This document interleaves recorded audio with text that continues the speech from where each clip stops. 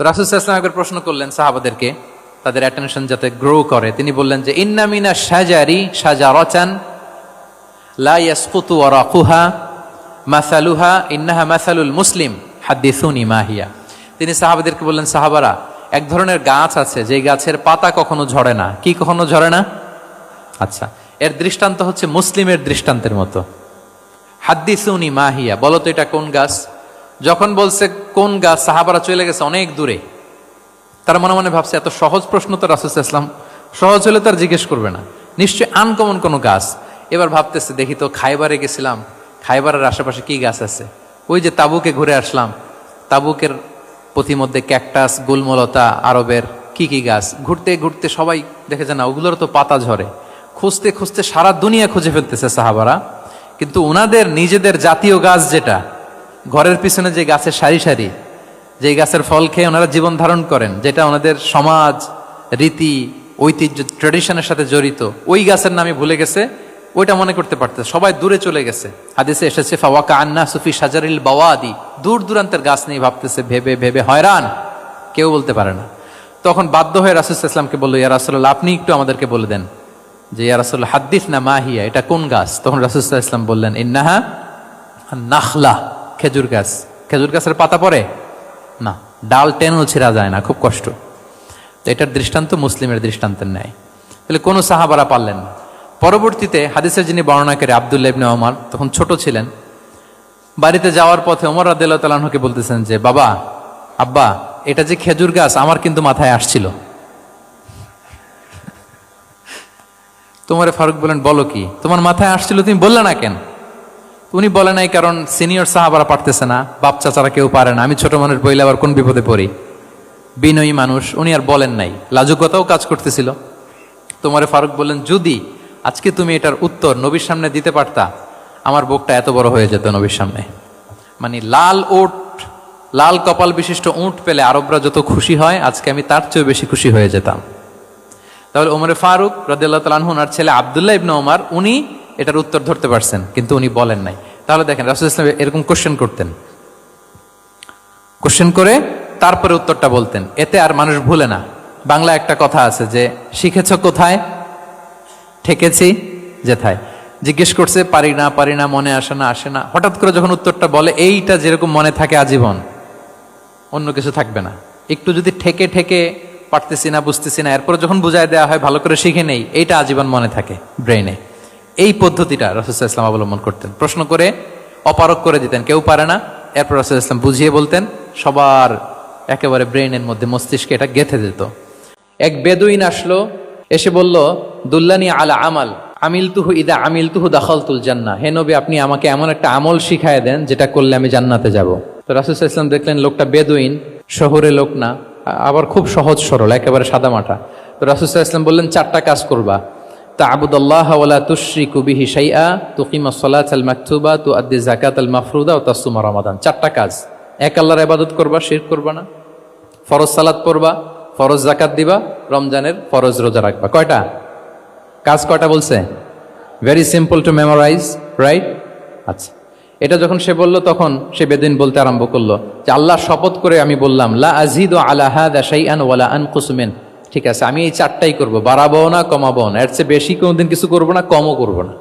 মানে খালি আল্লাহরে মানবো, ফরজ নামাজ পড়বো, ফরজ যাকাতটা দিব, আর ফরজ রোজাটা রাখবো, আর কোনো আমল টামল আমার জীবনে আমি করব, বাড়াবো না, কমাবো না। তো রাসূল সাল্লাল্লাহু আলাইহি ওয়াসাল্লাম বললেন যে, কেউ যদি জান্নাতি লোক দেখে নিজের চোখ জোড়াতে চায়, খুশি হতে চায়, তারা যেন এই লোকের দিকে তাকায়, মানে এই লোকটা জান্নাতি। আল্লাহু আকবার। চলে গেল। দেখেন, তার কাছে কিন্তু আমলের বিশাল ফিরিস্তি নিয়ে রাসূল সাল্লাল্লাহু আলাইহি ওয়াসাল্লাম হাজির হয় নাই, কারণ তার ক্যাপাসিটি দেখতে হবে, তার সক্ষমতা, সে কদ্দুর নিতে পারবে। রাসূল সাল্লাল্লাহু আলাইহি ওয়াসাল্লাম অবজার্ভ করে দেখলেন যে বেদুইন মানুষ, তারে বেশি কিছু বললে কাজে দিবে না, অল্প একটু বলছে, ওইটা মেনেই সে কি হয়ে গেছে, জান্নাতি হয়ে গেছে।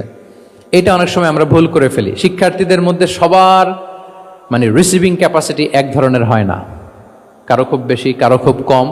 তো একজন আদর্শ শিক্ষকের কাজ হচ্ছে এটাকে ফলো করা, অবজার্ভ করা, এবং যেটা তাদের সক্ষমতায় কুলায় ঠিক অতটুকু তাদেরকে দেয়, এর চেয়ে বেশি কিছু না।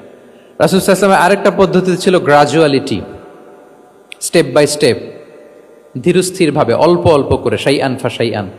আর তাদাররুজ, বিল বাদই বিল আহাম্মি সুম্মাল মুহিম, আগে সবচেয়ে গুরুত্বপূর্ণ, starting with the most important affair first, then the important affair, then the important.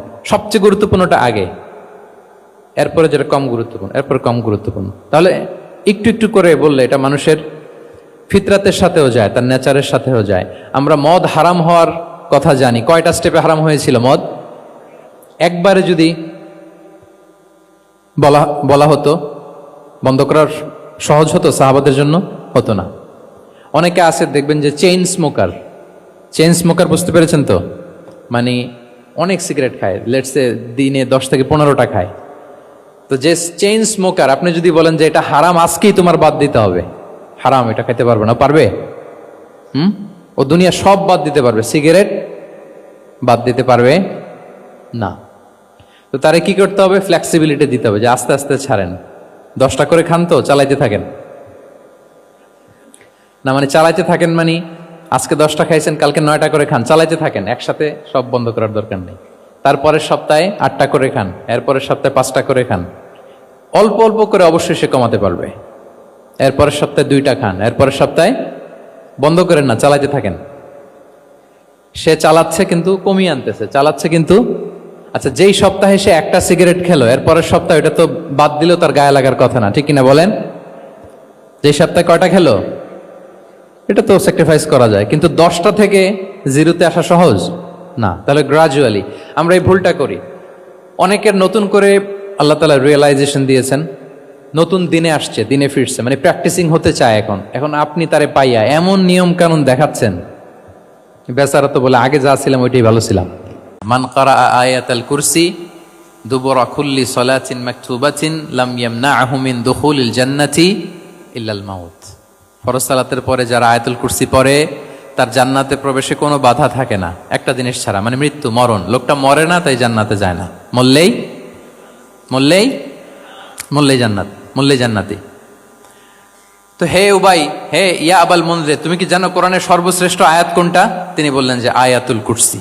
এটা শুনে রাসূলুল্লাহ সাল্লাল্লাহু আলাইহি ওয়াসাল্লাম খুব খুশি হলেন। খুশি হয়ে কি করলেন? ফাদারাবা ফি সদরি, তিনি বললেন যে তিনি আমার বুকে একটা আলতো চাপড় দিলেন। এটা ভালোবাসার আলতো চাপড়, এরকম উৎসাহ দেওয়ার জন্য, যে সাবাস।